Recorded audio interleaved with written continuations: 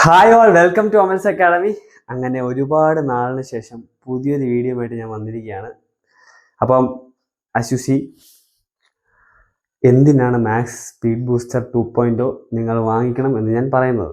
അതെ, നമ്മുടെ max speed booster 2.0 course വീണ്ടും ലോഞ്ച് ചെയ്യുകയാണ്. ഏപ്രിൽ 13 മുതൽ 22 വരെയാണ് നമ്മുടെ കോഴ്സ് റൺ ചെയ്യുന്നത്. ഒരു 10 ഡേ ലൈവ് കോഴ്സാണ്.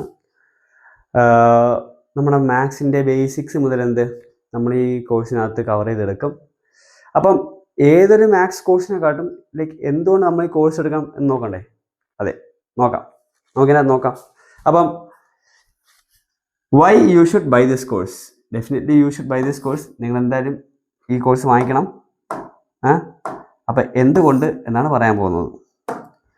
ഇത് 7ാം ക്ലാസ് മുതൽ മുകളിലോട്ടുള്ള എല്ലാ കുട്ടികൾക്കും 7th 8th 9th 10th 11th 12th ICSE CBSE state എല്ലാവർക്കും ഉള്ളത് മാത്സ് തന്നെയല്ലേ. ആർക്ക് വേണമെന്നത് ഈ കോഴ്സിനകത്ത് എൻറോൾ ചെയ്യാം. പിന്നെ കോമ്പറ്റേറ്റീവ് എക്സാംസിനകത്ത് ബിഗിനേഴ്സ് ആയിട്ടുള്ളവർക്ക്, ഫോർ എക്സാമ്പിൾ 10th 12th ഒക്കെ മാത്സ് സബ്ജക്റ്റ് ഇല്ലായിരുന്നു, മാത്സ് സബ്ജക്റ്റ് ഇല്ലാതെ ആർട്സ് പഠിച്ചു വന്നവരാണ്. അങ്ങനെയുള്ളവർക്കാണെങ്കിൽ ഈ കോഴ്സ് വളരെ യൂസ്ഫുൾ ആണ്. നിങ്ങൾക്ക് ആ ബേസ് ബിൽഡ് ചെയ്തിട്ട്, എസ്പെഷ്യലി ആ സ്പീഡ് മാത്സ് എങ്ങനെ വളരെ പെട്ടെന്ന് നമുക്ക് ലോജിക്കലി സോൾവ് ചെയ്യാം, നമ്മുടെ ആ ഒരു ആപ്റ്റിറ്റ്യൂഡ് ബിൽഡ് ചെയ്യാൻ വേണ്ടി ഈ കോഴ്സ് വളരെ യൂസ്ഫുൾ ആയിരിക്കും. ഓക്കെ, പിന്നെ അടുത്തത്, നമ്മൾ കഴിഞ്ഞ വർഷം മാത്സ് സ്പീഡ് ബൂസ്റ്റർ നടത്തിയപ്പോഴത്തേക്ക് നമ്മൾ കവർ ചെയ്ത ടോപ്പിക്സ് ആണിത്. അതായത് അഡീഷൻ, സബ്ട്രാക്ഷൻ. ഇപ്പോൾ 3 ഡിജിറ്റ് 4 ഡിജിറ്റ് അഡീഷൻസ് ആണെങ്കിലും എങ്ങനെ മനസ്സിൽ അഡീഷൻ ചെയ്യേണ്ട രീതി. ഇപ്പോൾ ഒരു നമ്പർ 34 + 76 എന്നുള്ള നമ്പർ ആഡ് ചെയ്യാൻ പറഞ്ഞാൽ ഇങ്ങനെ ചെയ്ത് ക്യാരി ഓവർ ചെയ്യുന്ന കുട്ടികളാണ് 90% ആൾക്കാർ. പക്ഷെ ആ ഒരു പെർസ്പെക്റ്റീവ് മാറ്റി 70 + 30 100, 6 + 4 10 ഇങ്ങനെ രീതിയിൽ 110 എന്നുള്ള ആ ചിന്താ രീതി കൊണ്ടുവരിക എന്നുള്ളതാണ് നമ്മുടെ ഈ കോഴ്സിന്റെ ലക്ഷ്യം. ഓക്കെ, സോ ബേസിക്കലി ഇങ്ങനെ ഇത് വളരെ ചെറുതാണ്. ഇത് നമ്മൾ കുറച്ചുകൂടെ അഡ്വാൻസ് ലെവലിലേക്ക് ഈ അഡീഷൻ സബ്ട്രാക്ഷൻ കൊണ്ടുപോകുന്നു. പിന്നെ multiplications, long multiplication, 2 digit 3 digit എത്ര 2 ഡിജിറ്റ് 3 ഡിജിറ്റ് ഒക്കെ 2 ഡിജിറ്റ് 3 ഡിജിറ്റ് ഒക്കെ നമ്മൾ വളരെ വേഗത്തിൽ വളരെ ഷോർട്ട് സ്റ്റെപ്സിൽ എങ്ങനെ ചെയ്യാമെന്നുള്ളത് ഈ കോഴ്സിൽ കവർ ചെയ്ത് പോകുന്നു. ഡിവിഷൻ, ലോങ് ഡിവിഷൻ, പിന്നെ സിംപ്ലിഫിക്കേഷൻ. ഈ ഡിവിഷന്റെ ഭാഗമായിട്ട് തന്നെയാണ് സിംപ്ലിഫിക്കേഷൻ. ഇപ്പം നമുക്കൊരു വലിയ ക്വസ്റ്റ്യൻ, ഇപ്പോൾ 2.4 × 100 ഡിവൈഡഡ് ബൈ എത്ര 8 ഇങ്ങനെ എന്തെങ്കിലുമൊക്കെ വരുന്നു, മനസ്സിലായില്ലേ? അപ്പം ഇത് മിക്ക കുട്ടികളും ഇതൊക്കെ ഇങ്ങനെയൊക്കെ സോൾവ് ചെയ്യാൻ നിൽക്കുന്നതിന് പകരം 24/10 × 100/8 ഇങ്ങനെ ക്യാൻസൽ ചെയ്ത് പോവുക, ഇങ്ങനെ ക്യാൻസൽ ചെയ്യുക. ഈ ഒരു കോമൺ സെൻസ് നമുക്കവിടെ വർക്ക് ചെയ്യണമെന്നില്ല. മിക്ക 90% കുട്ടികൾക്ക് ഇത് വർക്ക് ചെയ്യത്തില്ല.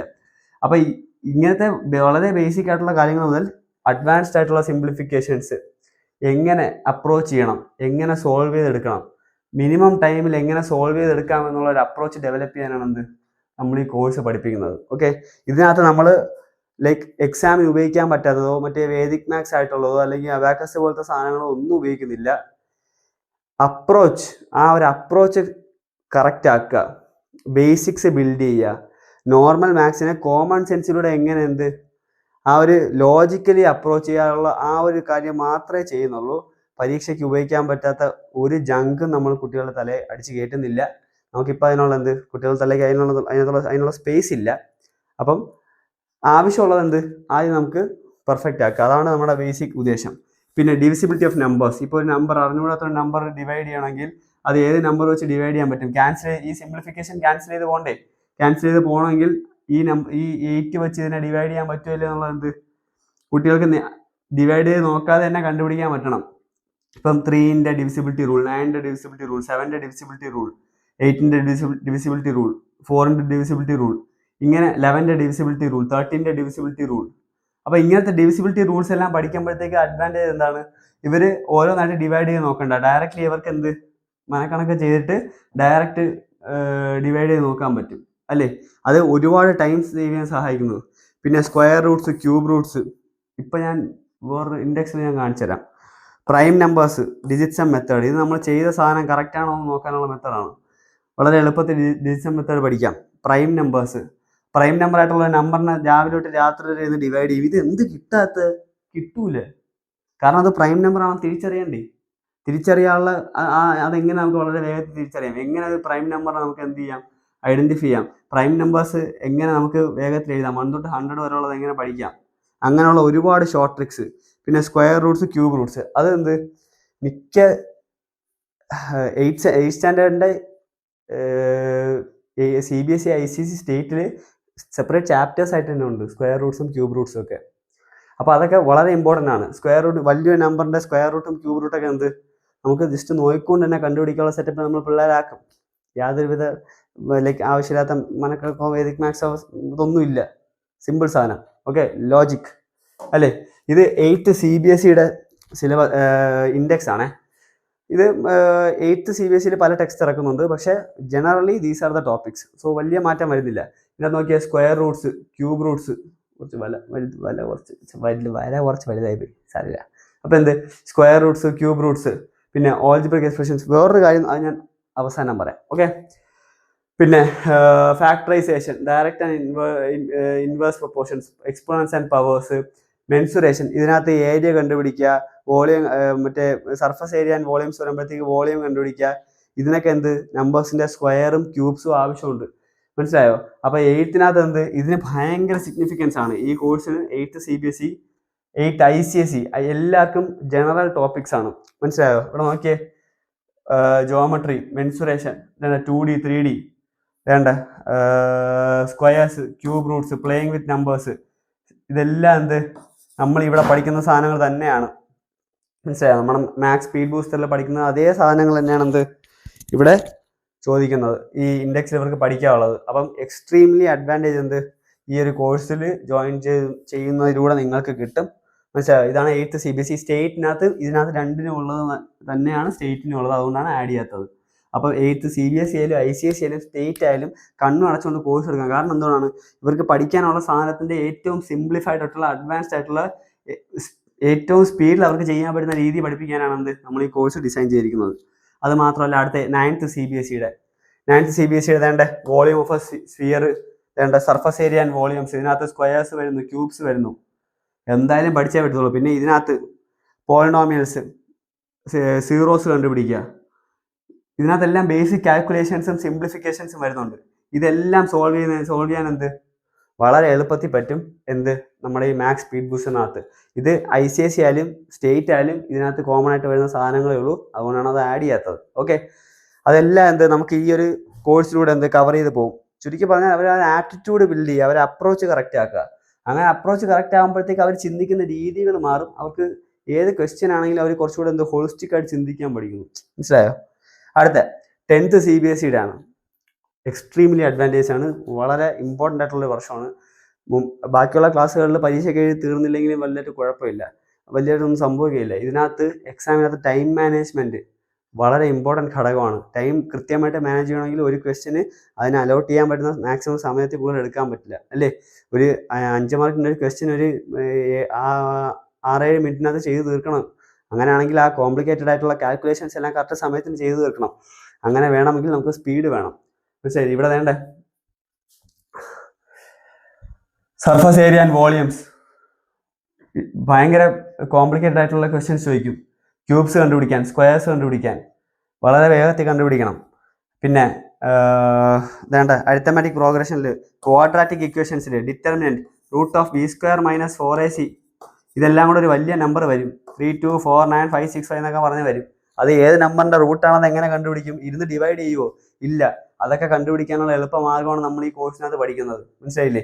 പിന്നെ ഇതിനകത്ത് സിംപ്ലിഫിക്കേഷൻ ഒരുപാട് വരുന്നുണ്ട്. ഈ സിംപ്ലിഫിക്കേഷൻ എല്ലാം കോംപ്ലിക്കേറ്റഡ് ആയിട്ടുള്ള ഓരോന്നും ഞാൻ ചില നോക്കുമ്പോൾ 187600000632 എന്നൊക്കെ ഇങ്ങനെ പോയിന്റ് ഒക്കെ ഇട്ട് എഴുതി വെക്കും. ഇങ്ങനെയൊന്നും സിംപ്ലിഫൈ ചെയ്യേണ്ട ആവശ്യമില്ല. നമ്മൾ ഒരു ക്വസ്റ്റ്യൻ എക്സ്ട്രീംലി ടഫായിട്ട് സിംപ്ലിഫൈ ചെയ്യേണ്ടി വരുന്നെങ്കിൽ അത് ആലോചിക്കുക. അങ്ങനെയല്ല അത് ചെയ്യേണ്ടത്, അതിന് വേറെന്തോ മെത്തേഡ് ഉണ്ട്. ഓക്കെ, അപ്പോൾ നമുക്ക് എന്ത് വളരെ എളുപ്പത്തിൽ സിംപ്ലിഫൈ ചെയ്യാൻ എന്ത് ഈ ഇതിനകത്ത് നമുക്ക് ട്രിക്സ് കിട്ടുന്നു. മനസ്സിലായില്ലേ? അപ്പോൾ ബേസിക്കലി ഒരു ഓൾ ഇൻ വൺ പാക്കേജ് ആണ്. മനസ്സിലായോ? ഈ കോഴ്സ് നിങ്ങൾ ജോയിൻ ചെയ്യുമ്പോഴത്തേക്ക് പുതിയതായിട്ടുള്ള ഒരു വാഗ്ദാനം ഞാൻ തരുന്നില്ല. പക്ഷേ മാത്സിനെ വെറുക്കുന്നവരുണ്ടെങ്കിൽ അവർ കാണുന്ന പെർസ്പെക്റ്റീവ് മാറ്റാനായിട്ട് ഈ കോഴ്സ് സഹായിക്കും.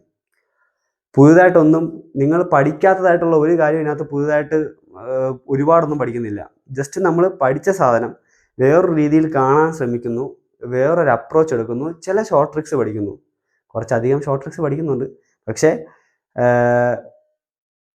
ചുരുക്കി പറഞ്ഞാൽ നമ്മൾ ഒരുപാട് കഷ്ടപ്പെട്ട് ചെയ്യുന്ന കാര്യം വളരെ സിമ്പിൾ ആക്കുക. മനസ്സിലായില്ലേ? ഇപ്പോൾ മൾട്ടിപ്ലിക്കേഷൻസ് ആയാലും ലോങ് മൾട്ടിപ്ലിക്കേഷൻസ് ചെയ്ത് വരുന്നതിന് പകരം വളരെ എളുപ്പത്തിൽ നമുക്ക് എന്ത് സോൾവ് ചെയ്യാൻ പറ്റുന്ന ട്രിക്സ് നമ്മൾ പഠിക്കുന്നുണ്ട്. കഴിഞ്ഞ വർഷം ജോയിൻ ചെയ്തവർ ഇതിന് താഴെ കമൻ്റ് ഇടുക, പറഞ്ഞു കൊടുക്കുക എല്ലാവർക്കും. പിന്നെ ഒബ്വിയസ്ലി ഇപ്പോൾ കോമ്പിറ്റൻസി ബേസ്ഡ് പുതിയ NEP വന്നപ്പോഴത്തേക്ക് കോമ്പിറ്റൻസി ബേസ്ഡ് ക്വസ്റ്റ്യൻസിന് ഭയങ്കര ഇമ്പോർട്ടൻസ് ആണ്.